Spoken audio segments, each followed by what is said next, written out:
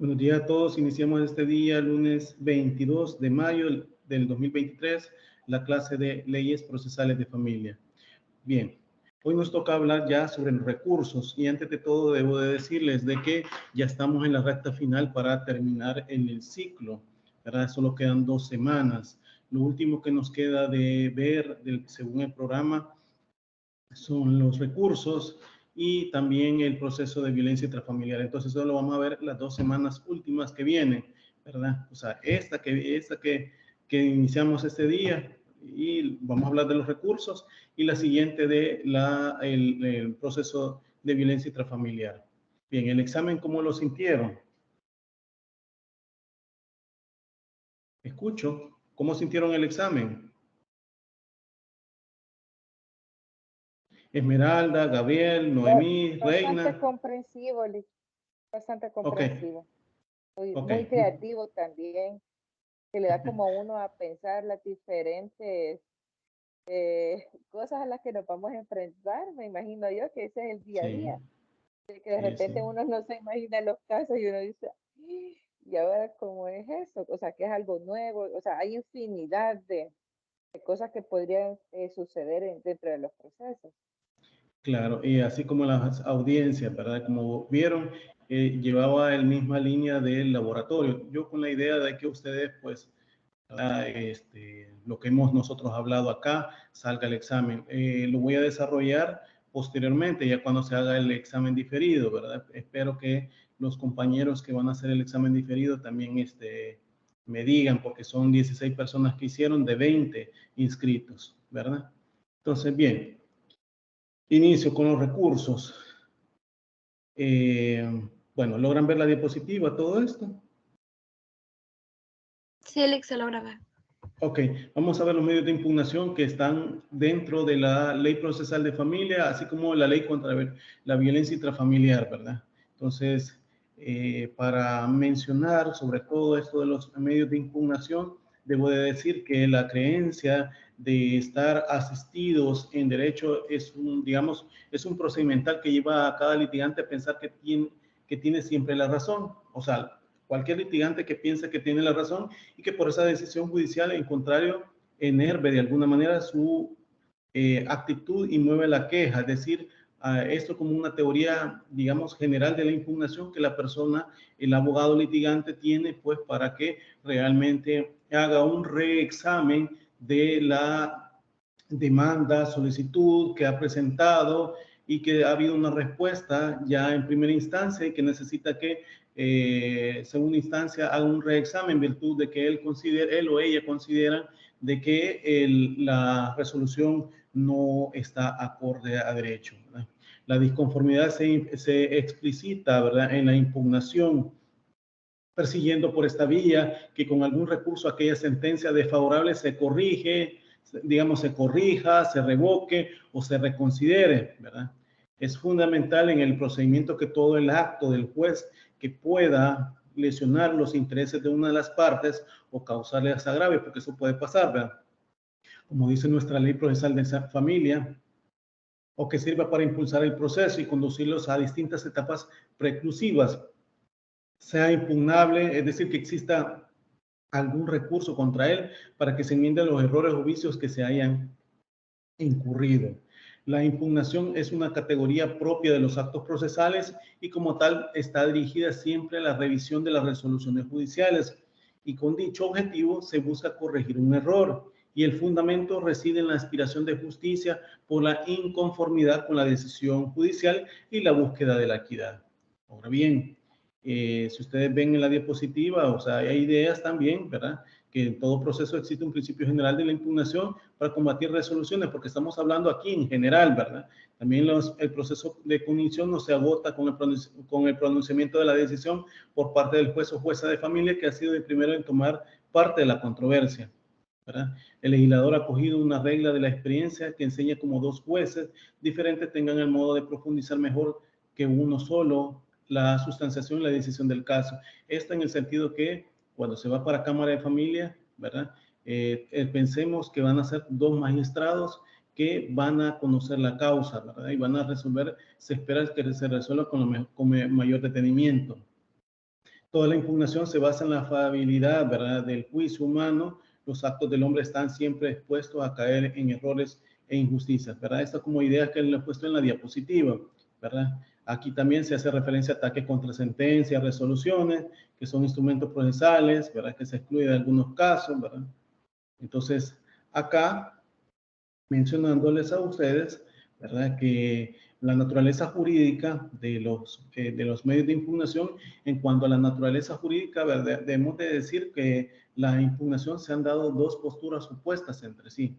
La primera oposición es la sostenida por autores como Jaime Guas, ¿verdad?, y Helvin, que consideran que el derecho de impugnación no es la continuación del proceso principal, sino más bien es una acción impugnable independiente, puesto que lleva la autonomía propia, su propio régimen jurídico, y por lo que es convertida en un verdadero proceso. Esto lo dice Jaime Guas y Helvin, que menciona y agregan, ¿verdad?, que mediante la impugnación del proceso principal no es simplemente continuado, sino que desaparece para dejar un supuesto a otro proceso distinto, aunque es dinámicamente vinculado al anterior, ¿verdad? Recordemos que esto es parte de los incidentes, ¿verdad? Porque apelación también eso es la incidencia, ¿verdad? Eso para que llevemos la misma idea de lo que ya vimos en clase anteriormente. Bien, esta primera posición es compartida por Calamandrei, que establece varias razones para determinar la diferencia con la acción de impugnatoria, pero lo fundamental es que realmente el estado jurídico aún no se ha perfeccionado por la firmeza y efecto de cosa juzgada de la sentencia, en tanto que sea posible los recursos, ¿verdad? Se trata, según él, ¿verdad?, de tres estadios diferentes y consecutivos del mismo proceso, por lo que las posibilidades de apelar y recurrir, ¿verdad?, en casación son solamente momentos o fases de la posibilidad que constituye el llamado derecho procesal de acción, ¿verdad? Esta posición es aceptada y compartida por actores como Rocco, ¿verdad?, Fiar y Guillén, y es la reconocida que nuestro ordenamiento jurídico, la cual se puede comprobar cuando la Ley Procesal de Familia establece en el artículo 170, ¿verdad?, cuando dice que la ejecución de la sentencia, la cual se hará por el juez que conoció en primera instancia, sin formación de un expediente separado, ¿sí? ¿Sí? ¿Recuerda cuando estuvimos viendo por lo de la ejecución de la sentencia? Pues eso también aplica para el caso de los medios de impugnación. Esto significa que al impugnar una resolución, el proceso sigue hasta que adquiere la calidad de cosa juzgada. La cosa juzgada, ¿verdad?, recordemos, material y formal, ¿verdad? La cosa juzgada la podemos entender como aquello sobre lo cual ha recaído un juicio contradictorio, una sentencia válida y firme, bien porque la ley no admite apelación de ella o porque ha sido consentida por las partes. Y según el criterio tradicional, la sentencia tiene como característica esencial la de su inmutabilidad. ¿Qué quiere decir eso? Que no se puede cambiar. Ahora bien, cuando se enfrenta la necesidad de determinar en qué sentido la cosa juzgada obliga a las partes y a los terceros, recordemos tercero coadyuvante, tercero excluyente, ¿verdad? O si hay pluralidad, ¿verdad?, de partes dentro de los procesos, ¿verdad? Recordemos todo eso. Y hasta dónde ejerce su poder vinculatorio, se hace necesario distinguir dos situaciones. Por un lado tenemos la cosa juzgada formal, según la cual las decisiones judiciales tienen aún agotada la vía de los recursos, ¿verdad?, y una eficacia meramente transitoria, ¿verdad? Es decir, se cumplen, bueno, en este caso, pues, ¿verdad?, por la promoción de un nuevo proceso, ¿verdad?, como lo dice el 83 de la Ley Procesal de Familia, se puede perfectamente modificar esa sentencia. Claro que este mismo artículo que le menciono habla de 6 meses, porque se va a estar tramitando, ¿verdad?, la modificación. Sin embargo, si hay aspectos que han cambiado sustancialmente,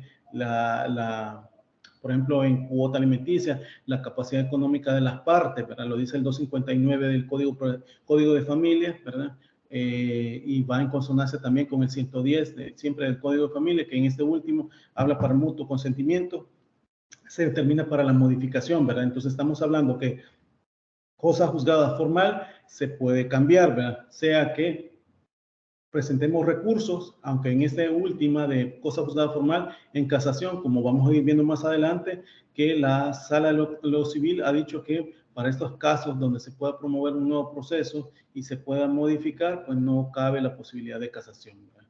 Ahora bien, se cumplen y son obligatorias tan solo con relación al proceso en que se han dictado las sentencias, ¿verdad? Y al estado de cosas, ¿verdad? Que se tuvo en cuenta al momento de decidir, pero no obsta que un procedimiento posterior mudado, ¿verdad? Del estado de cosas que se tuvo presente al decidir la cosa juzgada para modificarse, ¿verdad? Estoy hablando cosa juzgada formal, recordemos, ¿verdad?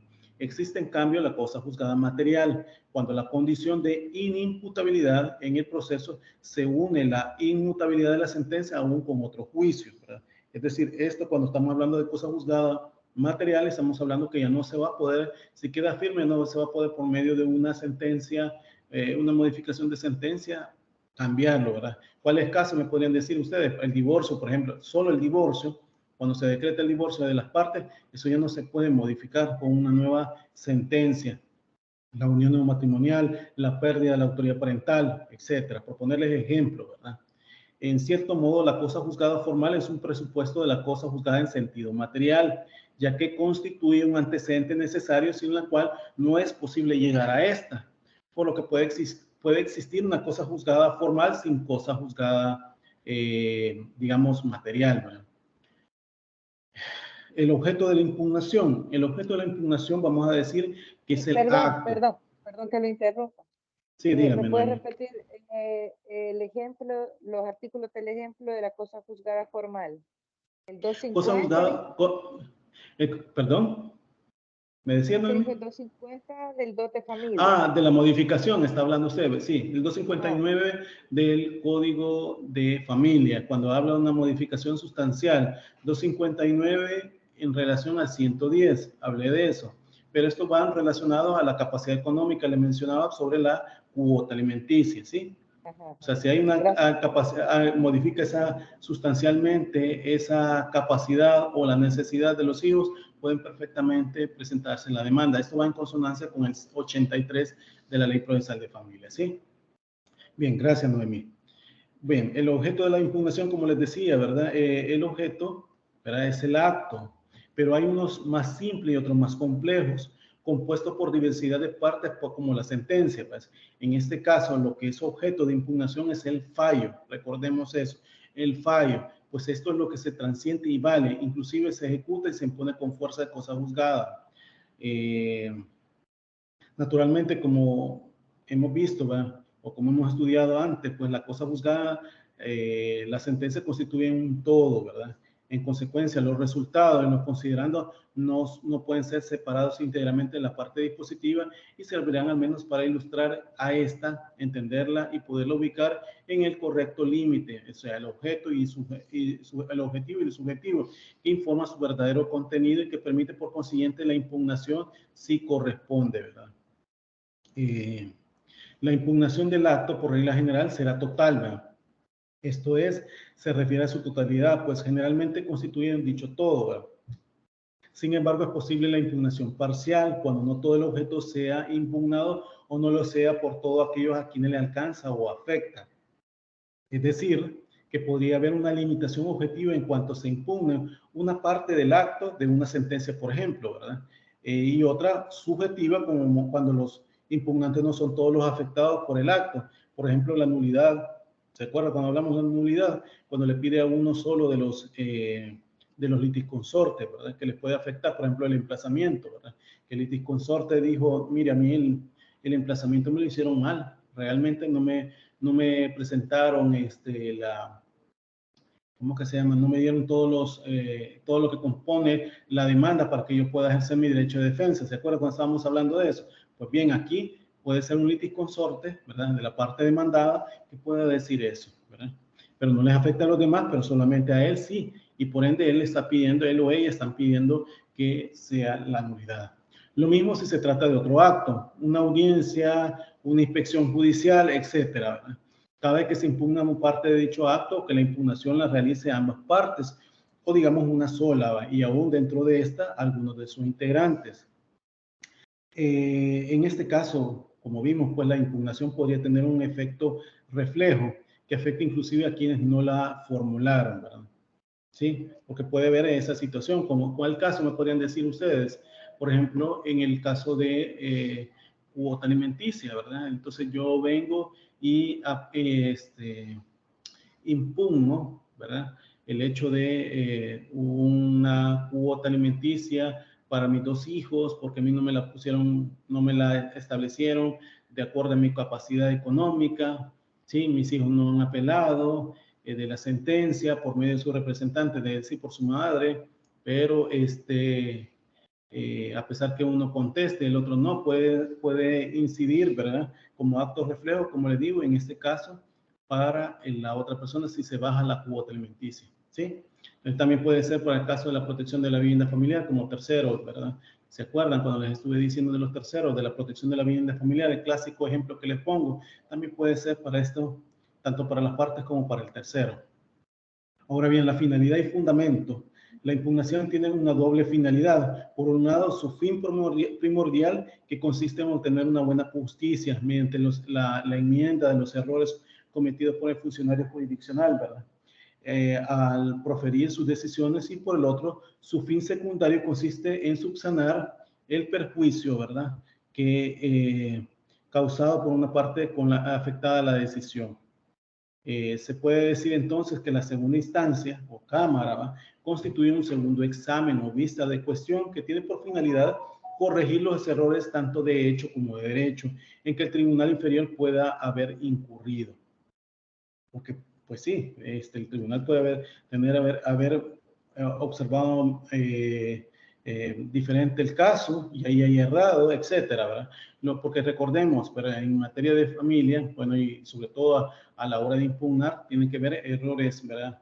Que ya vamos a ir viendo ahí, ¿verdad? Tanto una inobservancia a un presupuesto legal como errores, ¿verdad? Que pueden haber, que son dos cosas diferentes que ya lo vamos a ir viendo que pueden haber, ¿verdad?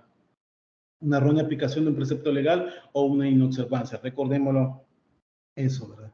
Ahora bien, los procedimientos de impugnación tienen por finalidad no la de remover los obstáculos que puedan oponer a la decisión principal, sino por el contrario, de ponerle dichos obstáculos para buscar una actividad depuradora que, si bien demora el proceso del fondo, sirve para mejorar los resultados, ¿verdad?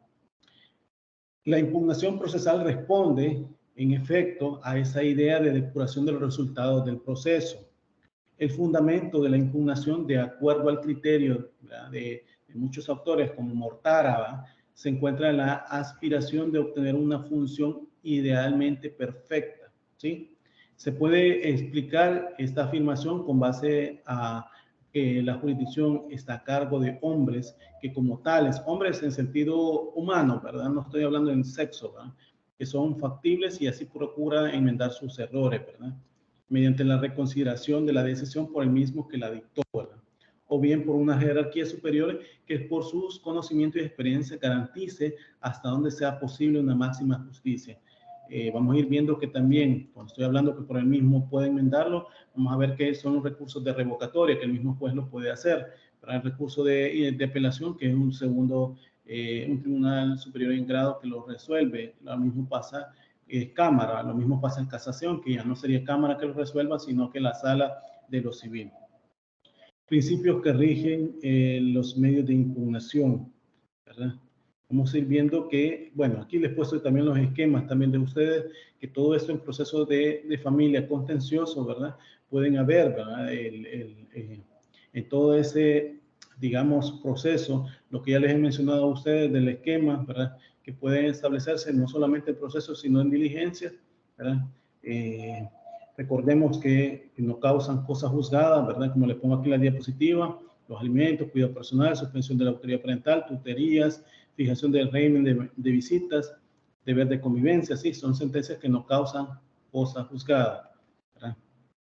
Bien, vamos a ir viendo ahí que hay más recursos, como les decía, revocatoria, apelación y casación, como antes les he mencionado, ¿verdad?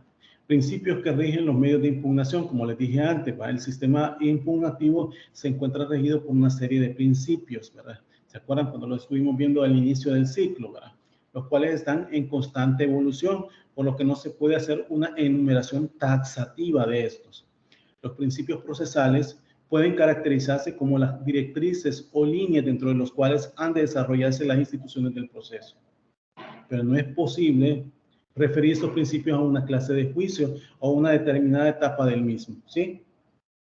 Por ende, los principios rectores básicos, aquí los voy a ir poniendo, ¿verdad?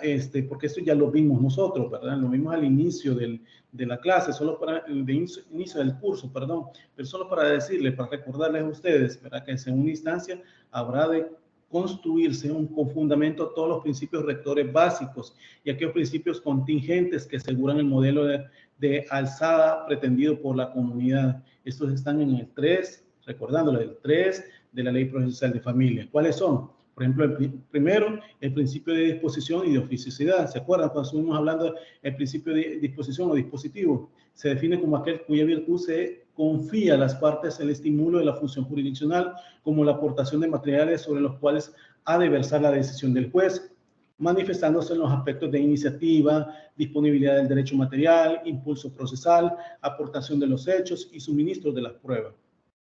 Dicho principio se encuentra regulado, ¿verdad? En nuestra legislación, ¿verdad? En el mismo artículo que les menciono, el 3, ¿verdad? Y que va en consonancia con lo que dice el 148 de la Ley Procesal de Familia, ¿verdad? Bueno, ambos de la Ley Procesal de Familia. Deduciendo que la segunda instancia, ¿verdad?, se abre solo mediante la interposición temporánea de los recursos por quienes están legitimados de hacerlo. ¿Sí? Porque si no hay una impugnación por ninguna de las partes, el juez tampoco puede mandarlos a cámara para que hagan el reexamen, ¿verdad? A eso voy. En contraposición a este principio se encuentra el de oficiosidad, ¿verdad? ¿Se acuerdan que el juez le da impulso, el cual autoriza al juzgador a que impulse el proceso y evitando toda dilación, ¿verdad?, o diligencia innecesaria, tomando las medidas pertinentes. ¿Para qué? Para impedir la paralización del proceso, tal como ocurre en los procesos de familia, cuando en el literal B del artículo 3 de la Ley Procesal de Familia establece que iniciado el proceso, este será dirigido e impulsado de oficio por el juez, ¿sí? Por eso, el primero, pues, dispositivo de oficiosidad. El segundo, veamos como el de oralidad. Este principio se encuentra regulado siempre en el artículo 3, en el literal D de la Ley Procesal de Familia, el cual es una parte que dice que las audiencias serán orales y públicas. El procedimiento de familia no es un procedimiento exclusivamente oral, como lo hemos visto a lo largo del ciclo, más bien es un procedimiento mixto, con predominio de la forma oral. Los recursos se imponen, ¿verdad? O se impondrán de forma oral en las audiencias. Esto lo establece los artículos 148 y 151 de la Ley Procesal de Familia, ¿sí? Es decir, no solamente de forma escrita se ponen los recursos, sino que también de forma oral, ¿verdad? Siempre y cuando las decisiones son dictadas en audiencia. Ahora bien, el principio de igualdad. Este principio se encuentra regulado en el artículo 3, literal E de la Ley Procesal de Familia, el cual especifica que el juez garantiza la igualdad de las partes durante todo el proceso. Consiste que el curso del proceso las partes gozan de iguales oportunidades para su defensa. A ese respecto al artículo 154, que podrá interponerse recurso por el apoderado, el representante legal, el representante judicial, el tercero coadyuvante, aunque aquí excluye, valga la redundancia, el tercero excluyente, porque no lo dice. Sin embargo, se ha dicho por cámara, ¿verdad?, que siempre y cuando afecte algún aspecto ¿cómo se llama?, al tercero coadyuvante, puede ser conocido en cámara, aunque no obstante este artículo 154 no lo dice. Esto, el artículo 154 de la Ley Procesal de Familia va en la línea de que, como el tercero excluyente no se alinea ya sea la parte demandante o la parte demandada, sino que su interés es solamente para él, ¿verdad?, y no para lo que se esté discutiendo en el proceso, es porque en esa línea se creó este artículo, ¿verdad?, o al menos es la forma que se fue redactado. Sin embargo, pues vamos a ir viendo también que en un anterior artículo, o sea, el 153, da un catálogo de resoluciones en las cuales pueden ser impugnadas de la Ley Procesal de Familia, pero que también se ha dicho que son ejemplificativas y no taxativas, ¿verdad? ¿Por qué? Porque pueden haber un sinfín, bajo los mismos argumentos, ha dicho Cámara que para el tercero excluyente, ¿sí? Por ejemplo, en el examen final que les ponga yo a ustedes, que si el tercero excluyente interpone un recurso, ustedes lo admiten o no, ¿verdad? Ustedes, esa es la respuesta que me tendrían que dar, ¿verdad? Ahora bien, el principio de formalismo. En todo proceso, ¿verdad? Bueno, ya aparte del que les había dicho, ¿verdad? Primero de dispositivo oficioso, el principio de oralidad, ¿verdad? ¿Sí? Y ahora el principio de igualdad procesal, que les he mencionado. Vamos al principio formalista, ¿verdad? En todo proceso es indispensable seguir con las formas sustanciales del mismo, ya que en caso de no seguir afectaría el derecho de defensa de las partes. Este principio formalista, ¿verdad?, se encuentra regulado en el proceso de familia en el artículo 23 de la Ley Procesal de Familia, el cual establece la forma de los actos procesales, y los artículos 148 y 156, siempre de la misma Ley Procesal de Familia, que señalan las formas de interponer el recurso de apelación, ¿sí? Entonces, estamos hablando del principio formalista. En un quinto, vamos al principio de contradicción. Este principio, denominado también de bilateralidad o controversia, deriva del artículo 12 de la Constitución, el cual consagra el derecho de la inviolabilidad de la defensa que tienen las personas en toda clase de juicio. Y sobre esta idea, ¿verdad?, esencial es que las leyes procesales estructuran los denominados actos de comunicación como la notificación regulada en el artículo 33 de la Ley Procesal de Familia, ¿sí?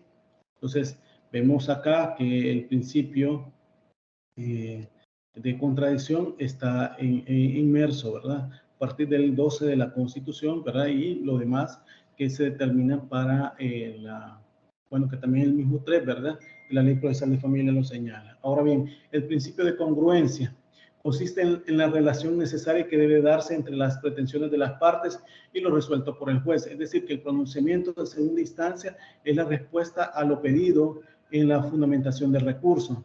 Este se encuentra regulado en el artículo 3, ¿verdad?, literal G de la Ley Procesal de Familia, el cual establece que el juez deberá resolver exclusivamente los puntos propuestos por las partes y lo que la disposición legal corresponda, ¿verdad?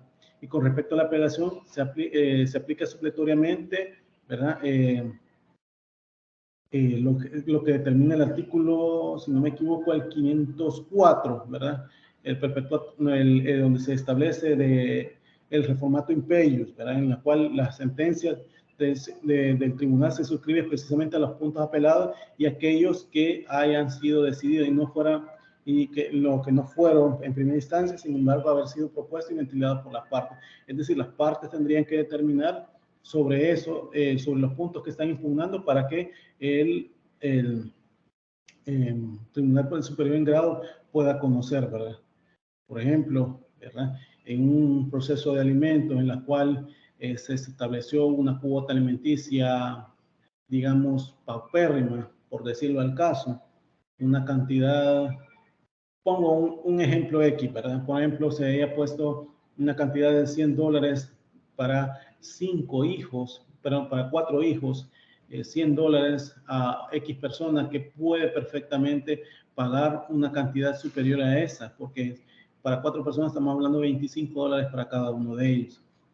Sin embargo, ¿verdad?, apela a quien se le estableció la cuota alimenticia y la contraparte, ¿verdad?, no interpone recursos, tampoco se adhiere a la apelación. Entonces ahí, en esos casos, ¿verdad?, el juez en segunda instancia puede decir, bueno, pero aquí cabe la posibilidad, hay más capacidad económica, ¿verdad?, pero no puede hacer más nada, solamente circunscribirse a lo que realmente se está apelando. Si la parte apelante, en este caso, es la persona a quien se le ha establecido la cuota alimenticia, ¿verdad?, lo que Cámara tendría que hacer es confirmarlo, pero no pudiese modificarlo para aumentar el cuánto. ¿Sí me explico? Entonces, en ese caso, sería en este principio de congruencia, ¿verdad?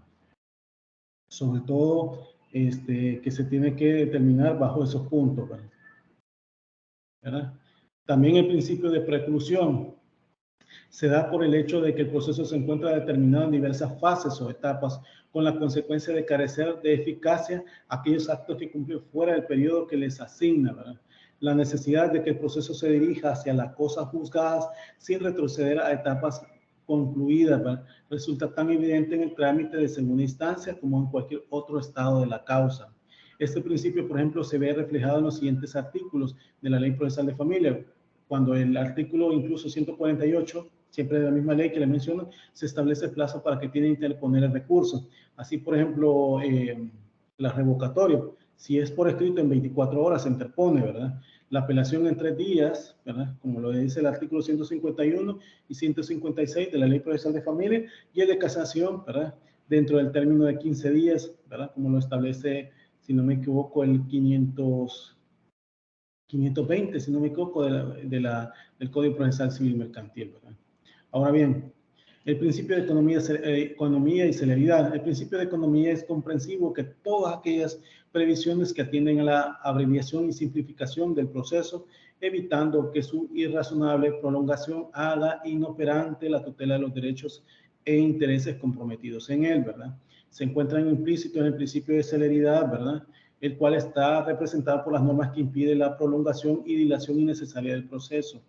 Estos principios se encuentran regulados en el proceso de familia cuando en el literal B de la Ley Procesal de Familia se establece que, iniciado el proceso, este será dirigido e impulsado de oficio del juez, por quien evitará toda dilación o diligencia innecesaria y tomará medidas pertinentes para impedir su paralización, ¿verdad?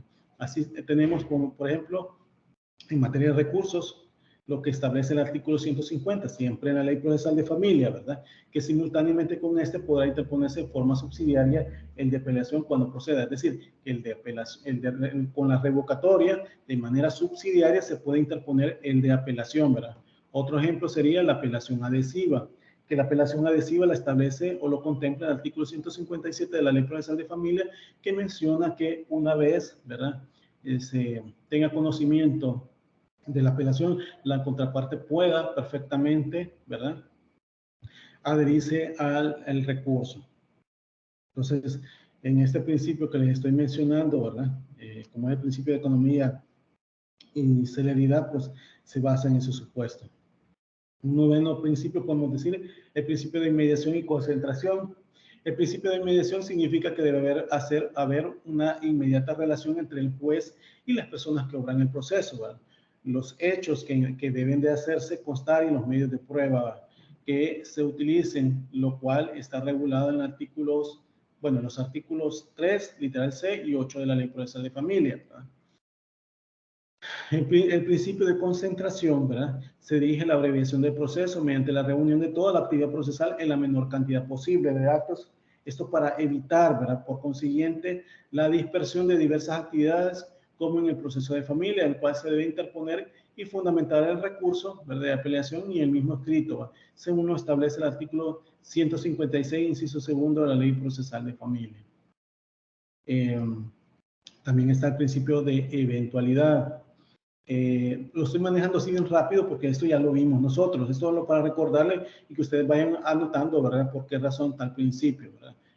Digo porque esto, ¿verdad?, ya nos quedan pocas clases y tengo que seguir corriendo así para que profundizar sobre el esquema. Bien, volviendo al caso, el principio de eventualidad, como les mencionaba, puede caracterizarse como aquel cuya virtud todas las alegaciones que son propias de cada una de las etapas preclusivas, ¿verdad?, en que se divide el proceso, deben deducirse en forma simultánea y no sucesiva, ¿verdad? De tal modo, ¿verdad?, que en caso de no prosperar una de ellas, puede obtenerse una decisión favorable sobre las que pueden plantearse. Configura como, por ejemplo, en este, ¿verdad?, el mismo ejemplo que les he mencionado anteriormente, la apelación en subsidio, cuando no prospera el recurso de revocatoria, que es el revocatoria que lo resuelve el mismo juez de primera instancia, puede ser ese mismo conocimiento del mismo punto en segunda instancia, ¿verdad?, porque por eso se interpone el recurso de revocatoria con apelación en subsidio. Y eso lo establece el artículo 150 de la Ley Procesal de Familia. El principio que ya les había mencionado, como es el principio del reformatio impeius, ¿verdad? El reformatio impeius es una garantía procesal en que el recurso de apelación interpuesto es estudiado por el juez, ¿verdad?, de segunda instancia o aquem, como se dice en latín, en la medida que los sujetos procesales lo solicitan, ¿verdad? El apelante cuenta con la posibilidad de recurrir a las partes de la sentencia que le fue desfavorable y como consecuencia, cuando sea apelante, ¿verdad?, único, no puede agravar su situación, ¿verdad?, pudiendo en cambio obtener del superior una decisión más favorable o menos, conservándola inicialmente impuesta. Es decir, por eso le hablaba sobre el principio de congruencia y el principio de reformatio impeius que le había mencionado, y que sobre este supuesto pues habría que determinarlo. Este principio consiste, ¿verdad?, en en que al resolverse la apelación, el superior se limita a confirmar, ¿verdad?, la decisión de primera instancia o revoca lo desfavorable, ¿verdad?, que perjudica al mismo, pero no puede agravar su situación, ¿sí? Esto al establecer la prohibición de la reformato impeius, si la apelación se deduce a favor del demandado de primera instancia o apelante en segunda instancia, el tribunal solo puede mantener la resolución apelada o modificarla en su beneficio, ¿verdad? Esto según lo establece, como les he mencionado, el 504 del Código Procesal Civil Mercantil, que habla que es de aplicación supletoria en materia de familia, ¿verdad? Este principio de reformato Sí, es impeius el no es 502, perdón. 500, ay, me he equivocado. Léame el 502, por favor. Si me he equivocado. Dice Yo prohibición de la reformatio impeius, artículo ok, 502, las sentencias que se resuelvan, el recurso no podrán ser más gravosas que la impugnada, a menos que la parte contraria se hubiera recurrido o se hubiera adherido al recurso. ok, muchas gracias, Noemí, por corregirme. Perdonen que ya los estaba poniendo un error y gracias por estar pendientes. Sí, es el 502, en efecto, donde como lo leyó Noemí, ¿verdad? Que no se puede, que ese principio de reformato impeius no es una excepción al principio tanto devoluto, ese que dice tanto devuelvo como tanto apelo, ¿verdad? Es decir, que tiene que ser de acuerdo a lo que se pide, ¿verdad? Pero el tribunal no puede tiene que mantener la resolución apelada o modificarla en beneficio de la parte, siempre y cuando éste haya apelado. Les ponía yo el ejemplo de alimentos, ¿verdad? Que les decía a ustedes que se consignó una cuota bien mínima para 4 hijos por $100, que se hacen a razón de $25 para cada uno. Sin embargo, la persona alimentante apela y dice, mire, yo no tengo capacidad para aportar $100, pero sin embargo, la contraparte no se adhirió al recurso, no apeló, ¿verdad? Y tampoco contestó, por ejemplo, ¿verdad? Entonces, el tribunal de segunda instancia, al ver el caso y verifica que la capacidad económica del señor es para esa cantidad y para una superior, entonces en ese caso, el tribunal no va a venir a poner una cuota, por ejemplo, de $200, ¿verdad? ¿Me explico? Porque no es lo que se estaba pidiendo, ¿verdad? Entonces, ese es el ejemplo que les he puesto, ¿verdad? Que es un ejemplo típico que se puede dar en alimentos, ¿verdad? Bien, los principios políticos que pueden dar en este caso, ¿verdad? La exposición de principios que se hace, ¿verdad?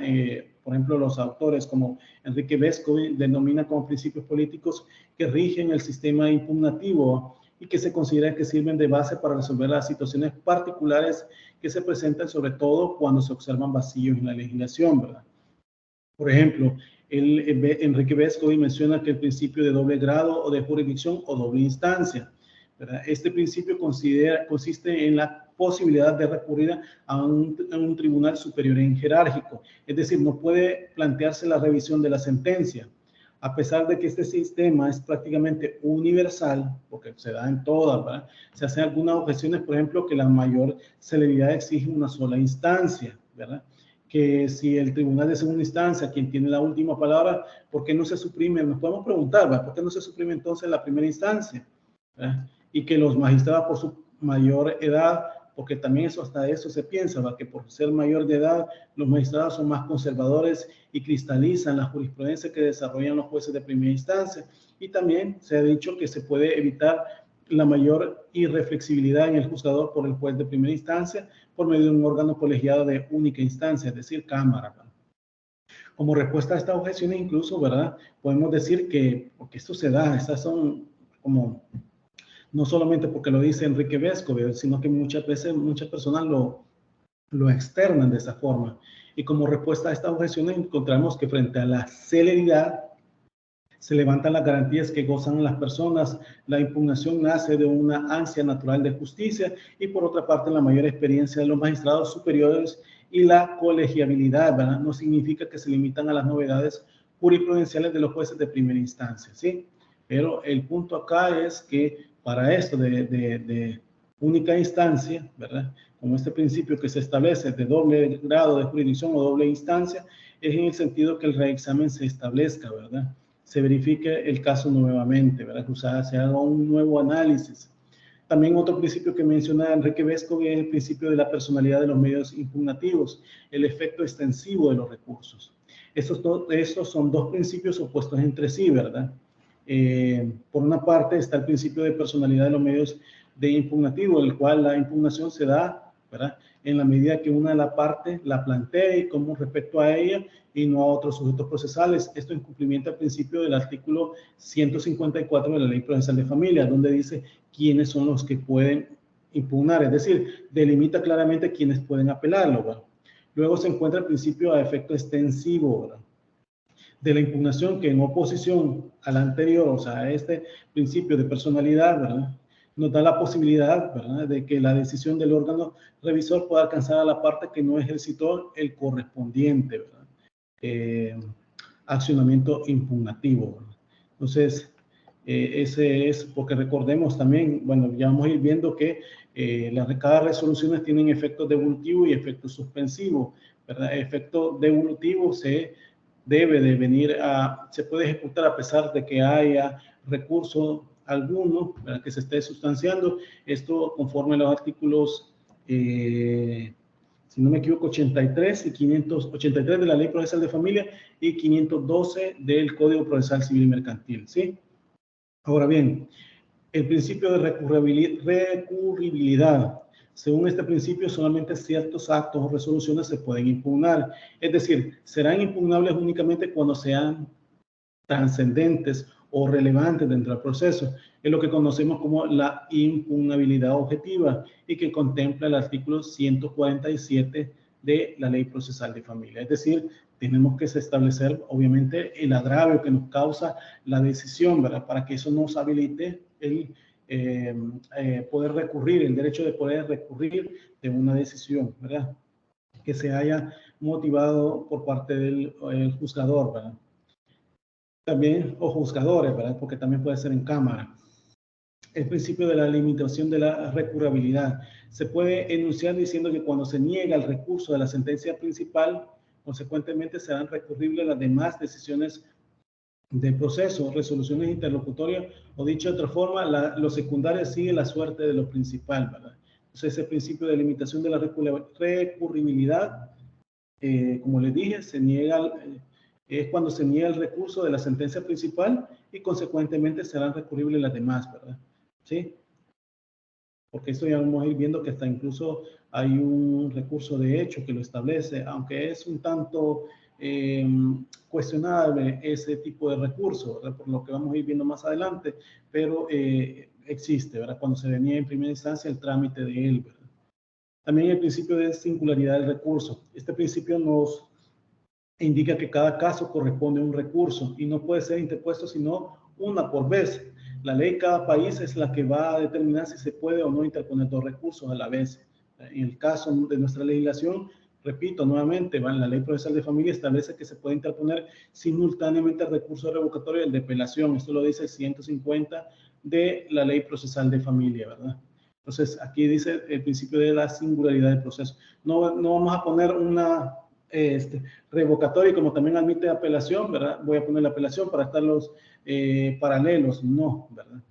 También el principio de especialidad, ¿verdad?, de los recursos. Este principio es el mismo, ¿verdad?, o por lo menos subsume el principio que señala algunos autores de adecuación de los medios de impugnativo, según el cual cada resolución hay un recurso especial, ¿verdad? ¿Sí? Ahora bien, el principio de irrenunciabilidad de los recursos. Este principio se da como consecuencia del carácter de orden público que tienen los medios impugnativos, por lo que no se puede renunciar a ellos anticipadamente, ¿verdad?, de los recursos, ¿verdad? Dependerá de cada caso. Sin embargo, ¿verdad?, no podemos renunciar, pero podemos desistir, ¿verdad? Eso ya lo establece la Ley Procesal de Familia en el 87, si lo pueden verificar, 87 de la Ley Procesal de Familia, donde habla que también se puede desistir de actos judiciales, y uno de estos pues sería el recurso de apelación, o en todo caso revocatoria, ¿sí? Sí, es Siempre y el cuando se... 87. 87, ¿verdad, Noemí? ¿Lo puede leer, por favor? Sí. Gracias. Desistimiento de actos procesales y excepciones, artículo 87. Puede desistirse de un recurso incidente o excepción sobre puntos que no dan fin al proceso y sobre una prueba propuesta sin necesidad de aceptación de la otra parte. Muchas gracias. Como ven, o sea, no se puede renunciar, pero sí se puede desistir de ese caso, ¿verdad? Entonces, ahí pueden ustedes ir tomando en cuenta. Ahora bien, los presupuestos, ¿verdad? Para la interposición de recursos, a pesar de esto que les estoy mostrando en la diapositiva, de los recursos de revocatoria, ahí les pongo yo los artículos que se establecen, ¿verdad? De apelación, de casación, ¿verdad? Bueno, también les he puesto el concepto de recursos, ¿verdad? De los medios de impugnación, lo que establece Vescovi, ¿verdad? Davis y Chandía, también de los medios de impugnación, de Azula Camacho, ¿verdad? Entonces, los presupuestos ante la impugnación, vamos a ver que en este caso, ¿verdad? Primero es el agravio. El agravio es el perjuicio concreto que sufre el sujeto. Se asocia con el interés que resulta ser una proyección del daño o interés insatisfecho o menoscabado, ¿verdad? Dirigido principalmente al ejercicio del derecho de la impugnación, ¿sí? Lo trascendente en el agravio es el resultado del acto y los efectos que produce respecto al derecho invocado y la situación personal que padece el interesado. Eso por una parte, ¿verdad?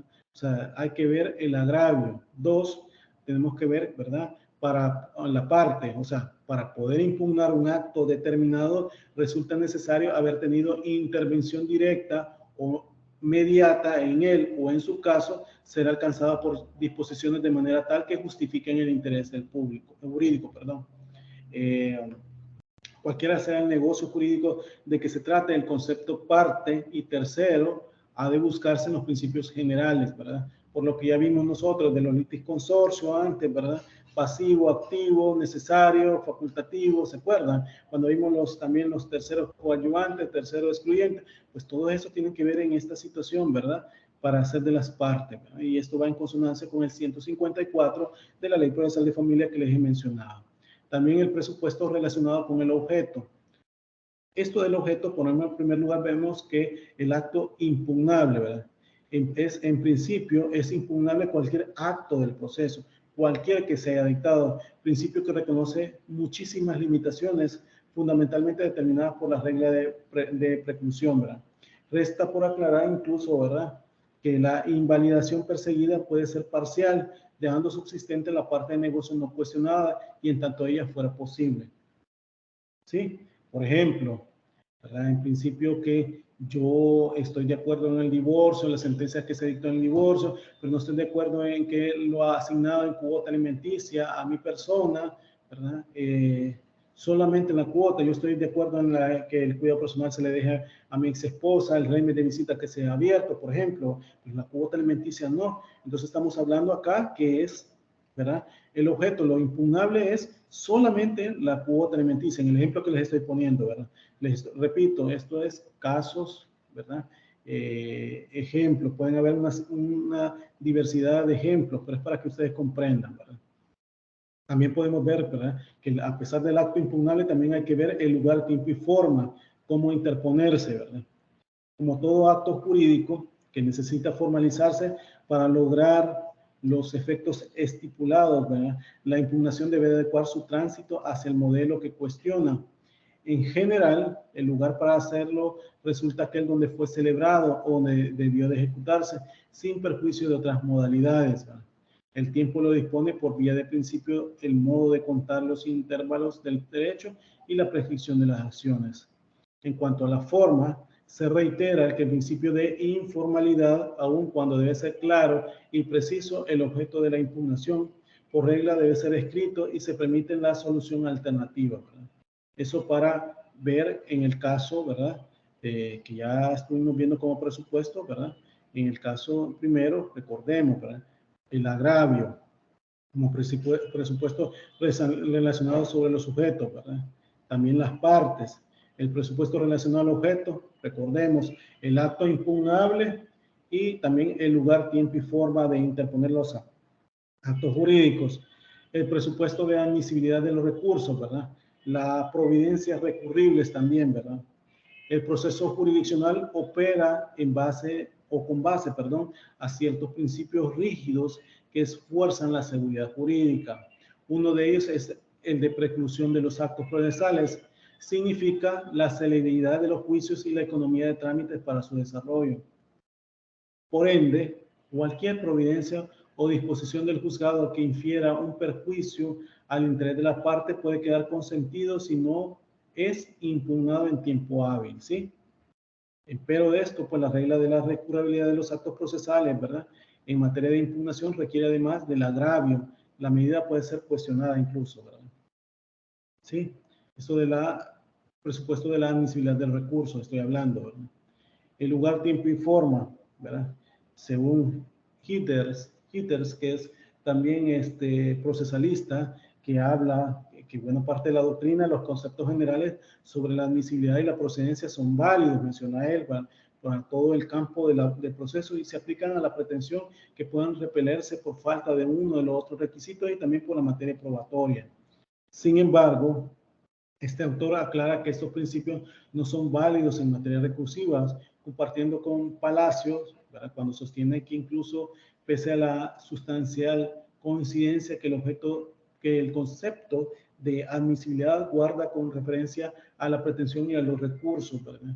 Debe repararse de las circunstancias que mientras la ausencia de algunos requisitos de admisibilidad corresponden a la primera, es decir, que solo puede declararse a petición de parte demandada en materia de recursos, el control refiere a la concurrencia, ¿verdad?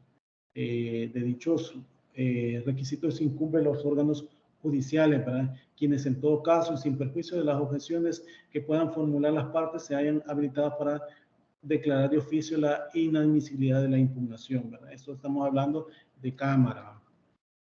Con relación al lugar, hemos dicho que incluso es que se deduce ante el mismo tribunal que dicha providencia, algunas excepciones cuando se admite un planteo ante el superior, ¿verdad?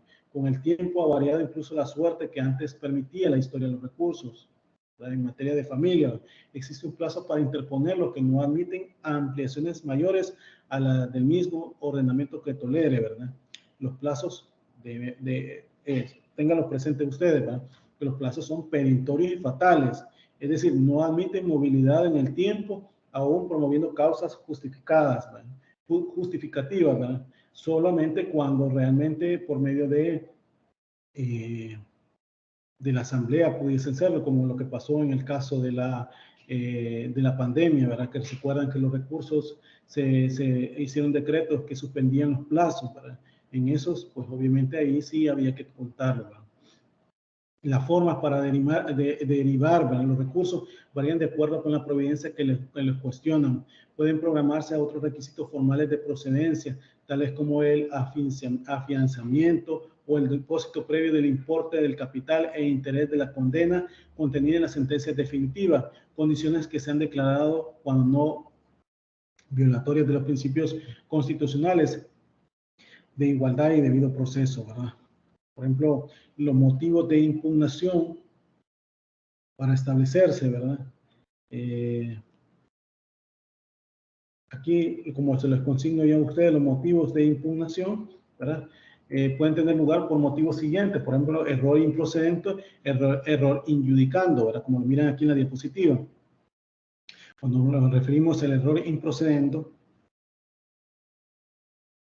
consiste en la desviación o apartamiento de los medios señalados por el derecho procesal para la elección del juicio.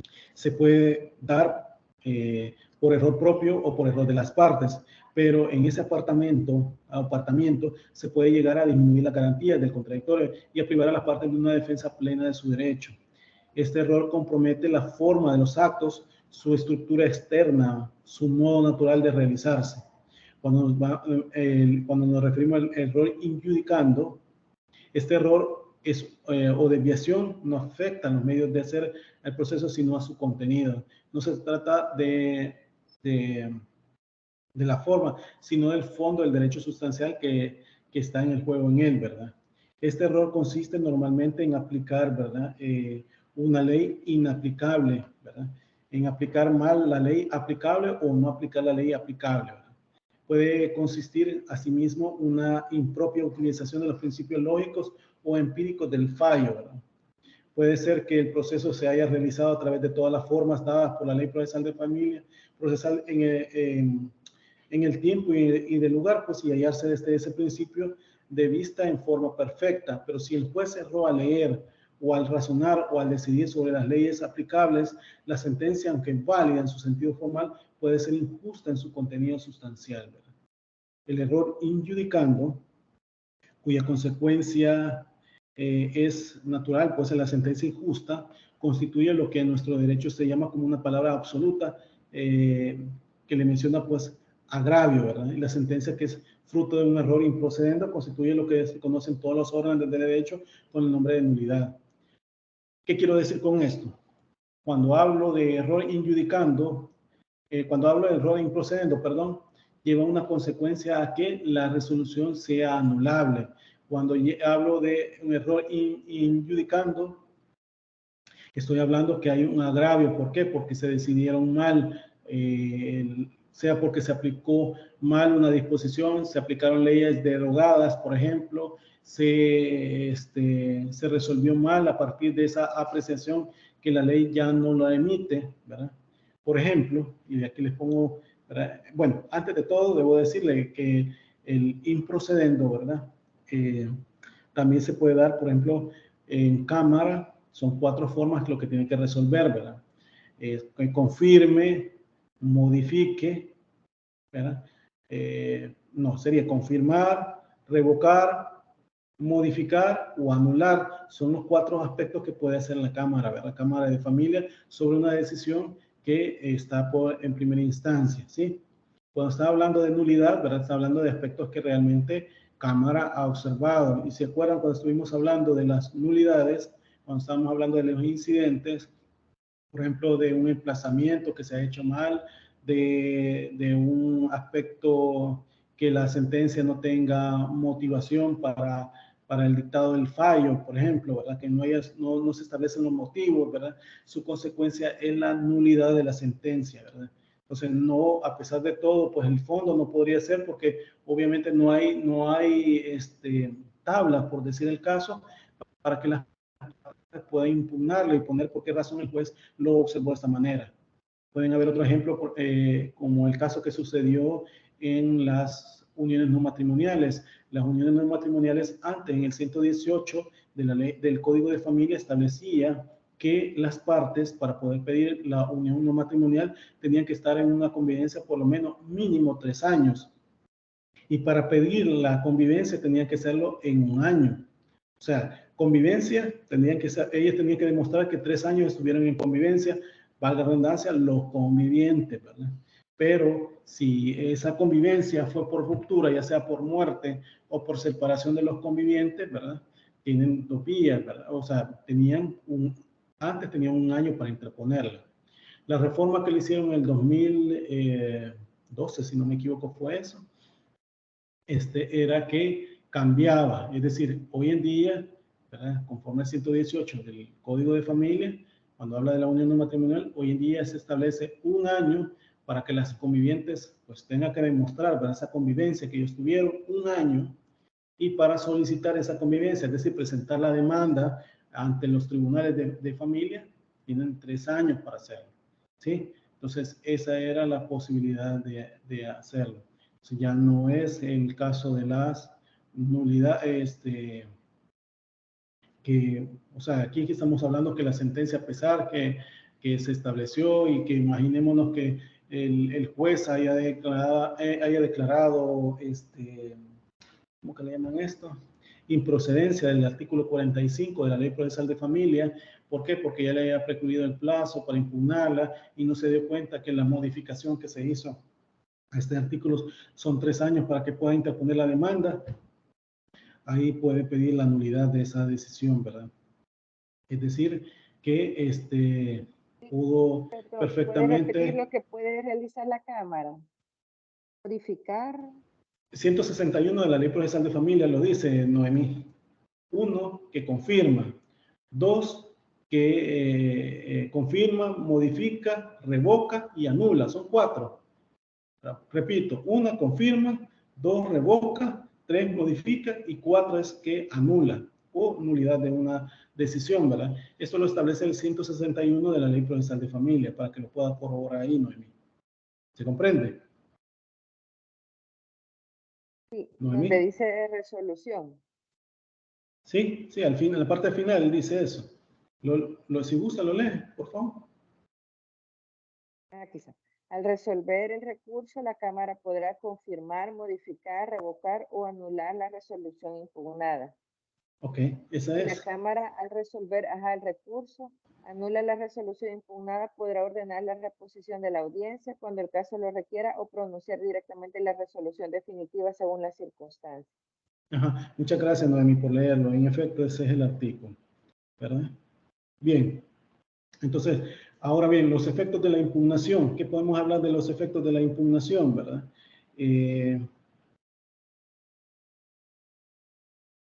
A ver si le he puesto acá.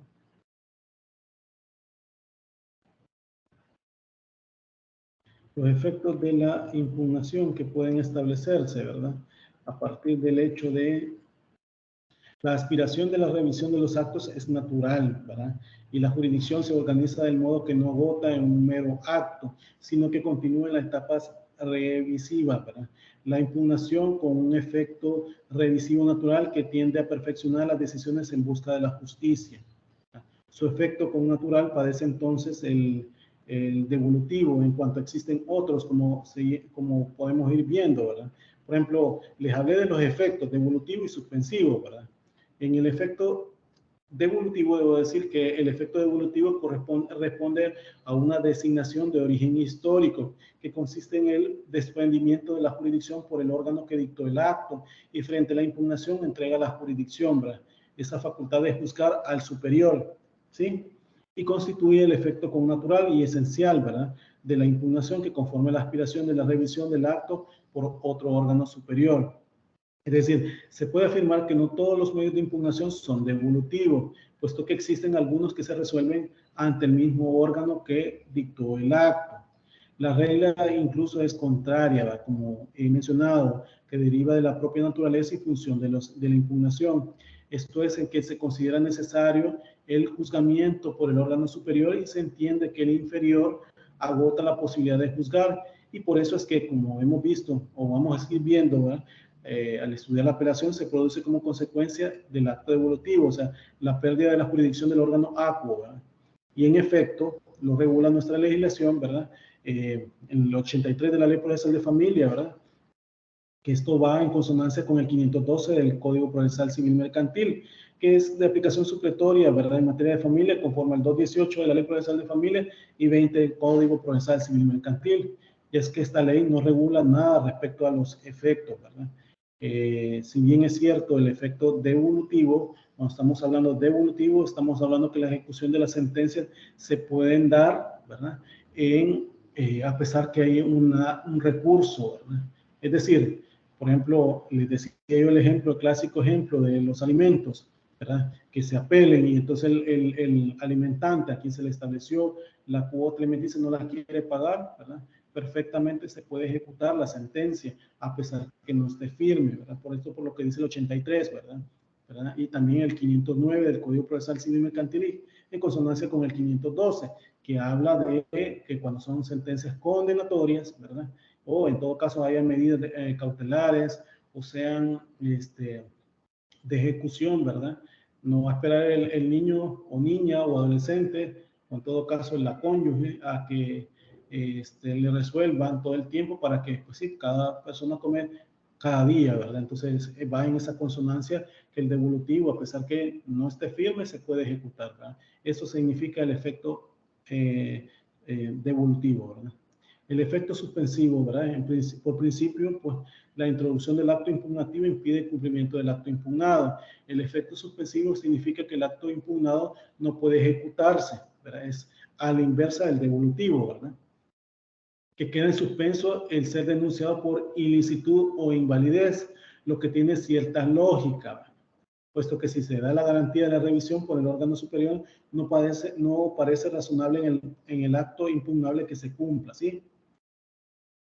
La afirmación hecha que la suspensión alcanza el acto impugnado significa que en principio no afecta a los demás actos ni el desarrollo del procedimiento mismo, ¿verdad? Salvo que la continuación de esto sea incompatible con la impugnación o la posible revisión del acto, ¿verdad? La regulación de ese efecto se da si me puede verificar ahí, Noemi, por favor, si no me equivoco, es en el 501, si no me equivoco, que está el Código Procesal Civil y Mercantil, donde habla de la suspensión. Principios generales. Míreme ahí de la suspensión.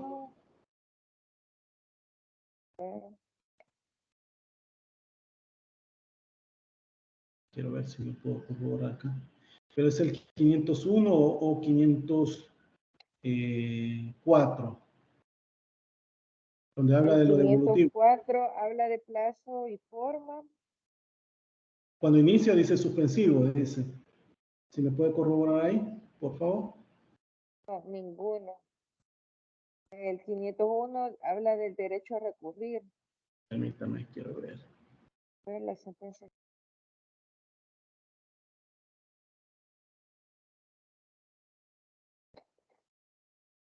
Quiero ver qué tengo aquí.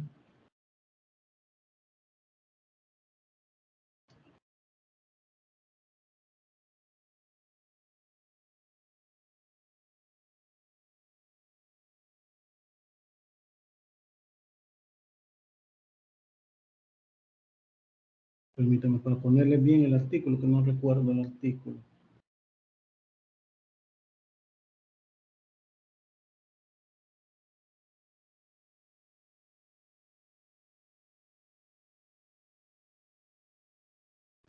El 509 es el mismo que le estaba relacionando.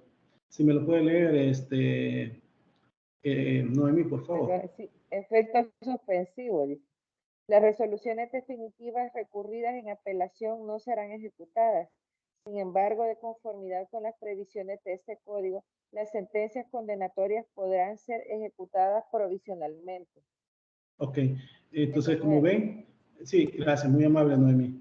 Como ven, en el efecto suspensivo es lo principal, es decir, se suspende todo trámite, ¿verdad? Sin embargo, habla de sentencias condenatorias, ¿verdad? Y esto va en consonancia con lo que ya la legislación de familia, la legislación procesal de familia establece en el 83, ¿verdad?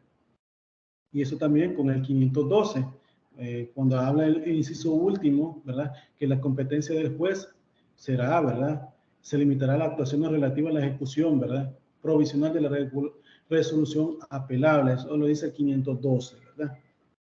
Entonces, esto para que lo tomen en cuenta. En efecto suspensivo, ¿verdad?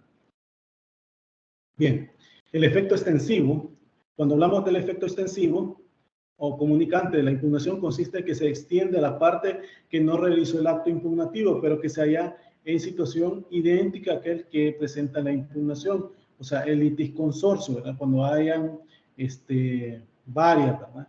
Por ejemplo, y vuelvo y repito, casos donde se puede beneficiar a una de las partes, por ejemplo, estén pidiendo alimentos para 2 hijos, ¿verdad? Se estableció una sentencia condenatoria al padre para que se establezca una cantidad, me invento, de $100 a razón de $50 para cada uno de los hijos. Viene la representante judicial de ellos, o sea, su abogada, y puede recurrir, ¿verdad? Que el señor se le estableció $100, etcétera, etcétera, etcétera, ¿verdad?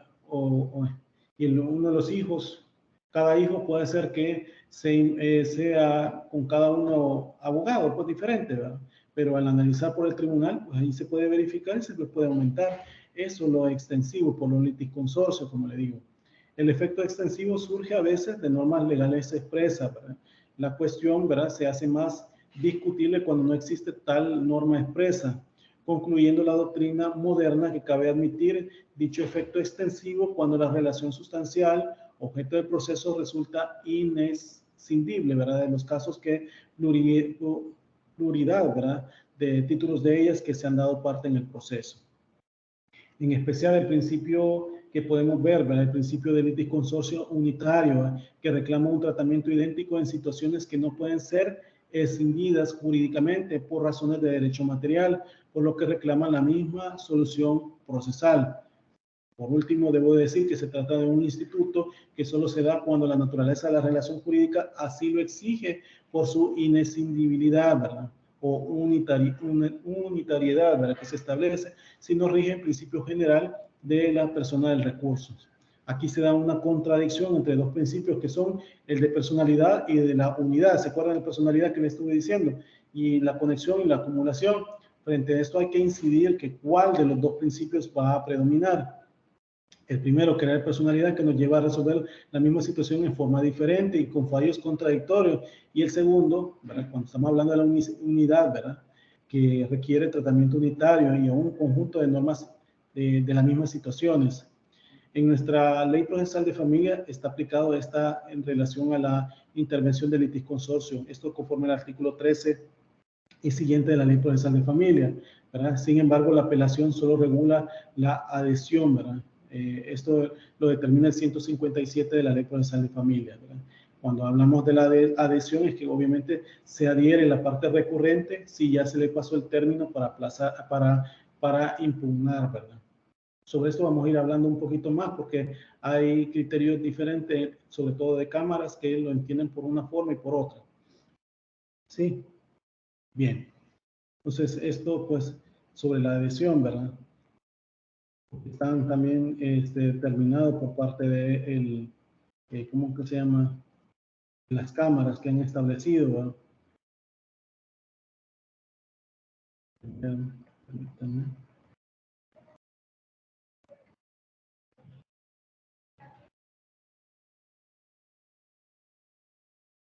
Bueno, esta es la adhesión que les he mencionado. Bien, ¿hay preguntas hasta acá este momento? ¿Hay preguntas? ¿Sí, no? Sí, Lick, yo tengo dos preguntas. Vale, dígame. Una ya en lo cotidiano, por ejemplo, al ver esos casos Lick, donde la persona pidió muy poco y todo, uno como juez, yo me pongo a pensar cómo sería de resolver cuando uno está viendo que la persona fue pobre en su pensar al momento de pedir determinada cuota, pudiendo haber tenido la opción de poder pedir más. Como siempre, como estábamos viendo en clases anteriores, que siempre en familia debe haber un abogado. O sea, ante eso uno como juez, en lo natural, en lo normal, o sea, es como decirle, mira, que dundo sos, o sea, ponete vivo o algo así, o uno de verdad no puede decir nada, como, aunque sea fuera del proceso, ¿verdad? Pues, afuera de eso, diciéndole, mira, hay posibilidad, pues se puede ayudar. ¿Qué alcance tiene uno como juez como para motivar o dar una idea? ¿O es que nosotros tenemos que decir, no, eso ya no nos corresponde, no podemos meter la mano? Sí, lo que pasa es que se acuerdan cuando estuvimos hablando de la recusación del juez, un motivo serio y razonable es que usted, pues, obviamente, les diga a las partes, mire, esto está mal como lo está haciendo, ¿verdad? Entonces uno como juez tiene que ponerse en una balanza, es decir, ni que se interprete que usted, pues, usted puede decir, como juez obviamente determina, se le fue, pero yo qué le puedo decir yo a él o a ella, a la abogada que está planteando, representando la parte demandada, por ejemplo, y esto se da en casos de declaratoria judicial de paternidad. Las declaratorias judiciales de paternidad, recordemos que se da que la parte no ha reconocido a su hijo. Por ejemplo, usted, póngale que haya tenido con su conviviente o en todo caso con una eventual relación y haya quedado embarazada. Y por ende usted promueve el proceso de declaratoria judicial de paternidad porque el señor nunca ha reconocido a su hijo, ¿verdad? Entonces, el 149 y 150 de la ley procesal, del Código de Familia, perdón, establece que usted puede pedir esto en consonancia con el inciso último del artículo 2 de la Constitución. Usted puede pedir daño moral, ¿verdad? Daño moral por el hecho de que él nunca la reconoció a su hijo, eso a favor de su hijo o hija, y daño moral a usted. ¿Por qué? Porque jamás a usted también anduvo diciendo que usted tenía diversidad de parejas y que por ende usted pues no es el hijo de él, etcétera. Situaciones que denigran la dignidad de la persona, ¿verdad? Entonces que eso da posibilidad para que usted pueda pedir daño moral. Pero en el caso que le estoy mencionando, ¿verdad? La particularidad es que hay veces las partes solo piden daño moral para la madre, por decir el caso, o el padre. Se le fue el gato. Perdón. Sí. Bueno, la madre o solo se pide para la madre o solamente se pide para el hijo, ¿me explico? Entonces usted puede decir, bueno, pero de los hechos acá da posibilidad para que las dos le pudiera establecer, pero por el principio dispositivo, ¿se acuerdan de lo que vine hablando al principio de esta clase y al inicio de este ciclo? El principio dispositivo usted lo tiene que determinar. Yo hasta los alcances, y aquí va lo del principio de congruencia, es decir, que de acuerdo a lo que usted me pide, ¿verdad? Y de acuerdo a la narración que usted hace, yo como juez tengo que resolver, yo no me puedo mover de eso. Hay muchas veces uno como juez lo que hace es hacerle la prevención, ¿verdad? Que determine puntualmente la prevención, la pretensión, perdón, o en todo caso que haga una narración clara y precisa de los hechos, ¿verdad? Para que le darle más o menos una luz, ¿verdad? A la parte, Ajá, pero teniendo el cuidado que usted no vaya a caer en una situación de que sea un motivo serio y razonable para que a usted la vayan a recusar, me explico, porque pueden decirle que usted está adelantando criterios, que usted está, en todo caso, alineándose a una de las partes, ¿verdad? Y eso hay que tener mucho cuidado para eso, ¿sí? esa es una. Y la otra, Lick, es que me perdí en una parte por estar escribiendo cuando usted nos estaba diciendo que el tercero excluyente sí se admite, aunque no es literal que lo dicte la norma. Es que el 154 de la Ley Procesal de Familia habla de las partes que van a... Quiere recibir clases su gato. Sí. Es que el tercero... Bueno, el tercero coadyuvante, como se acuerdan cuando estuvimos hablando de los sujetos procesales, el tercero coadyuvante se puede alinear ya sea la parte demandante o la parte demandada, ¿se acuerdan? Les ponía el caso típico a ustedes de la unión no matrimonial, cuando en realidad el hijo no le interesa que se decrete la convivencia, pero sí le interesa que si se decreta esa convivencia, la presunción de su reconocimiento, es decir, si él no fue reconocido, ¿sí? Entonces se alinea la parte demandada. Ese es el tercero coadyuvante, les decía, ¿verdad? Por poner un ejemplo. Pero si estamos hablando del tercero excluyente, no se alinea ninguna de las partes. El tercero excluyente se alinea ya sea, bueno, a sus intereses. Les ponía el caso a ustedes, el de la protección a la vivienda familiar, que es el típico, ¿verdad? Donde las partes obviamente el tercero llega en representación de una institución financiera que dio un crédito, ¿para qué? Para que se le pusiera en el gravamen de una hipoteca, ¿sí? Entonces, cuando yo le mencionaba el 154, que solo pone el tercero coadyuvante, más no el excluyente, ¿verdad? Era en la línea de que el tercero coadyuvante, ¿verdad? Va en interés de la causa, porque se alinea cualquiera de las cosas. Es decir, si estamos hablando de la unión no matrimonial, estamos hablando que el tercer coadyuvante se alinea a que se establezca la convivencia entre su madre y su padre, ¿verdad? Ajá. ¿Para qué? Para el reconocimiento de él. Entonces, la línea es, pues entonces como él tiene interés sobre la decisión, entonces ahí la ley decía, a él sí puede. El tercer excluyente, como no tiene interés en lo que se va a resolver, simplemente hay un interés externo a favor de él, como el que le estaba poniendo a ustedes de la protección a la vivienda familiar, la ley lo excluyó y sin embargo, mediante resolución de Cámara se dijo de que perfectamente puede también el tercer excluyente cuando la causa, ¿verdad? Le perjudica la resolución, recordando que es el agravio que le habilita a usted impugnar la decisión. ¿Se comprende, Noemí? Es decir, a pesar que en ese artículo no se establece el tercero excluyente, ¿verdad? Debemos de comprender en qué sentido le causa agravio la decisión tomada por parte de primera instancia al tercero excluyente. Por ejemplo, puede ser el caso de que las uniones no matrimoniales, que el tercero excluyente sea, el señor tenía tres convivencias, ¿se acuerdan cuando les dije eso?